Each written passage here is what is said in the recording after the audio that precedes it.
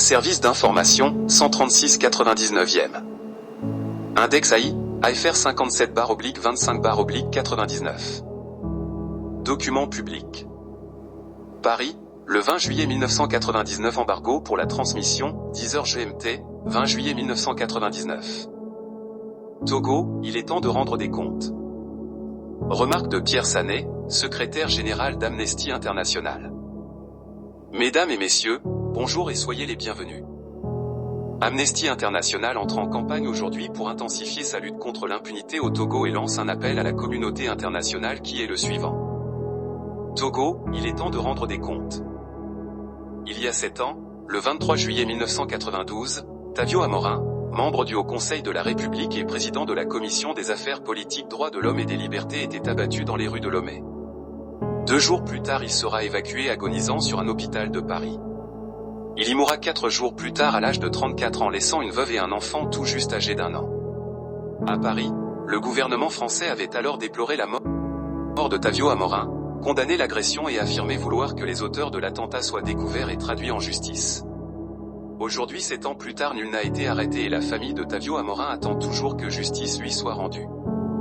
J'ai donc fait parvenir à monsieur Jacques Chirac, président de la République française qui sera à Lomé le 23 juillet, une lettre ouverte qui résume les développements en matière de violation des droits humains au Togo au cours de ces 10 dernières années, développements entretenus par le règne de l'impunité. Ainsi, aucune poursuite judiciaire n'a été engagée à ce jour contre les forces armées togolaises à la suite des violations suivantes. 10 avril 1991, massacre de la lagune de Bé, 28 manifestants tués par l'armée. 8 octobre 1991, attaque des bureaux du Premier ministre, Joseph Kofigo, 5 militaires exécutés de manière extrajudiciaire par les forces de sécurité.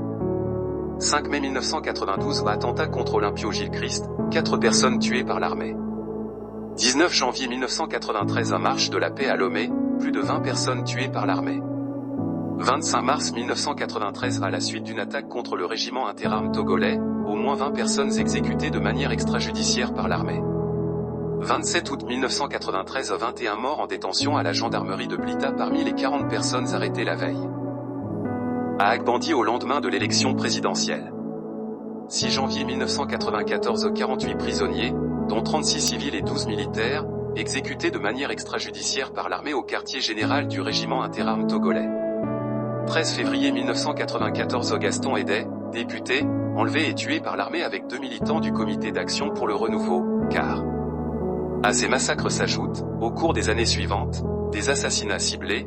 Amnesty International détient une liste partielle de ces cas, et, plus récemment, des centaines d'exécutions extrajudiciaires lors des élections de 1998. Les autorités togolaises n'ont, à ce jour, traduit aucun responsable en justice. Tous ces crimes demeurent impunis. De même que demeurent impunis les responsables des disparitions, arrestations arbitraires et tortures. Nous disons qu'aujourd'hui au Togo l'heure est venue de rendre des comptes. Ceci est donc notre premier appel. Il est adressé à monsieur Jacques Chirac. Le président français devrait exiger que les assassins et commanditaires de l'assassinat de Tavio Amorin soient traduits en justice, que le gouvernement togolais invite les rapporteurs spéciaux des Nations Unies à se rendre au Togo afin d'y enquêter, que le gouvernement du Togo mette fin aux représailles et harcèlements dont sont victimes les défenseurs des droits humains au Togo. Ainsi, depuis la publication par Amnesty International de son rapport intitulé Togo, État de terreur, des membres d'Amnesty International ont été arrêtés, torturés. Amin Ayodele, membre d'Amnesty International Nigeria rentrant au Nigeria depuis le Ghana, a été arrêté à la frontière togolaise le 19 mai et pendant plus d'une semaine détenu dans une cellule exiguë, sans le moindre vêtement, privé de nourriture. Il a été torturé et frappé quotidiennement avant d'être libéré 9 jours plus tard sans inculpation. Auparavant, Kofi Nadjombe, professeur de philosophie et membre d'Amnesty International Togo, avait été arrêté le 14 mai en compagnie de son épouse Micheline. Cette dernière a été libérée quelques heures plus tard, mais son mari est demeuré en détention pendant plus d'1 mois à la prison civile. Des militants de l'association togolaise pour la promotion et la défense des droits humains avaient également été arrêtés au moment de la publication du rapport d'Amnesty International. Il s'agit de Nestor Apeda Tanguay, François Koko Guébor, Brice Santana, tous inculpés de dénonciation calomnieuse et d'atteinte à l'honneur, et détenus pendant plus d'1 mois. Le 26 mai enfin, Arsène Bolouvi et Benjamin Adjo, 2 membres de la section togolaise de l'Action des chrétiens pour l'abolition de la torture, ont échappé de peu à une arrestation et ont été contraints de chercher refuge à l'étranger. Finalement, toujours dans sa stratégie d'intimidation des défenseurs, le gouvernement togolais promet d'ouvrir une procédure judiciaire contre le secrétaire général d'Amnesty International. Envisager de lancer un mandat d'arrêt international. Cette démarche confirme, s'il en était besoin, l'état de banqueroute au Togo plutôt que de traduire en justice les responsables de tortures systématiques, disparitions, et les auteurs des centaines d'exécutions extrajudiciaires, y compris les centaines d'exécutions pendant la période électorale de 1998. Le gouvernement s'en prend aux organisations dont le seul but est d'œuvrer à l'avènement d'un état de droit au Togo et d'un état qui soit respectueux des droits de tous les Togolais et qui remplisse ses obligations internationales. À l'évidence, cet état de droit que nous appelons de tous nos vœux n'existe pas encore au Togo. L'impunité n'est pas une fatalité. C'est pourquoi nous lançons aujourd'hui un appel à la communauté internationale. Il s'agit de notre deuxième appel. Nous demandons aujourd'hui à tous les États ayant ratifié la Convention des Nations Unies contre la torture et sur les territoires desquels se trouvent des officiels togolais soupçonnés de crimes de torture et de disparition, d'entamer les procédures visant à les traduire en justice. La communauté internationale au cours de ces 12 derniers mois a montré sa détermination à mettre fin à l'impunité.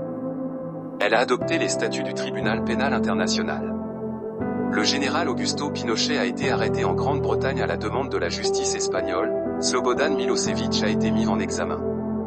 Ici même en France, le 3 juillet 1999, les autorités judiciaires françaises ont décidé de mettre en examen Eli Oulda, officier de l'armée mauritanienne pour crimes de torture, perpétrés en 1990 et 1991 à l'encontre de 2 citoyens mauritaniens en Mauritanie. Au Togo aussi, il est temps de rendre des comptes et les officiels togolais responsables des crimes odieux rendus publics par Amnesty International et d'autres doivent être traduits en justice hors du Togo puisqu'au Togo la justice a fait faillite. Voici la tâche urgente à laquelle nous devons tous nous atteler pour que les familles des victimes au Togo puissent enfin recevoir vérité et justice, pour qu'à la famille de Tavio Amorin il soit enfin rendu justice. Mais pour ce faire, il est nécessaire que les Togolais eux-mêmes s'engagent. Et c'est l'essence de notre troisième appel. Il est destiné celui-là aux Togolais contraints à l'exil et qui ont été victimes de violations graves, notamment victimes d'actes de torture. En France, en Allemagne, en Belgique, en Suisse ou ailleurs, il leur appartient de constituer les dossiers, de consulter les avocats et de déposer les plaintes à l'encontre des officiels togolais responsables d'actes de torture. Il leur appartient de porter à l'attention des juridictions de ces pays les éléments permettant l'engagement des procédures. Ainsi, en conjuguant tous nos efforts, nous pourrons mettre fin à l'état de terreur au Togo. Mesdames et messieurs, puisque le président togolais Gnassingbé Beyadema avait déclaré lui-même que l'année 1999 serait l'année des droits humains, nous disons donc Togo. L'heure est venue de rendre des comptes. Ce texte est un document de Amnesty International rendu public le 20 juillet 1999 et reposté ce 13 octobre 2024 par Kwasi Clousset et que vous pouvez retrouver en format PDF sur le site web de amnesty.org/fr/wp-content/uploa/site/8/22/1/06/AFR570259999fr.pdf.